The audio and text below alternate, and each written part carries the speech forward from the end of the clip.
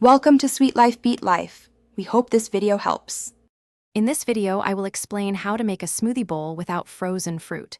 Choose ripe bananas and soft berries, then add yogurt, milk, and a handful of ice. Blend until creamy, tasting as you go and adjusting liquid for thickness. Sweeten only if needed with honey or maple syrup.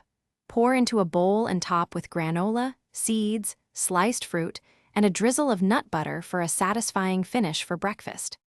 Start with a reliable base ratio: 1 banana, 1/2 cup liquid, and 1 cup soft fruit to get a balanced texture. Blend on high and add ice slowly until you reach your preferred thickness. If the mix becomes too thin, add more banana or a spoon of oats to thicken without freezing. For added creaminess and protein, stir in yogurt or silken tofu before blending. Taste and adjust sweetener sparingly, then transfer to a bowl. If you're enjoying the guide, please subscribe and like so I can keep sharing simple kitchen tips.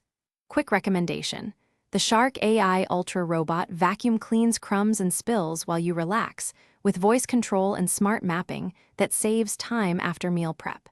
It's a handy kitchen sidekick that keeps floors spotless so you can focus on cooking. Check the description for the link and other deals. Now let's get back to the video. Experiment with flavor boosters like cinnamon, vanilla, or a squeeze of citrus to brighten the bowl. Add healthy fats such as nut butter, chia seeds, or coconut flakes to deepen flavor and mouthfeel. Use toppings to create texture contrast. Crunchy granola, toasted nuts, and fresh sliced fruit make every spoonful interesting. Try rotating one bold ingredient each time, like cacao nibs or dried berries, to keep your smoothie bowls exciting and satisfying without frozen fruit.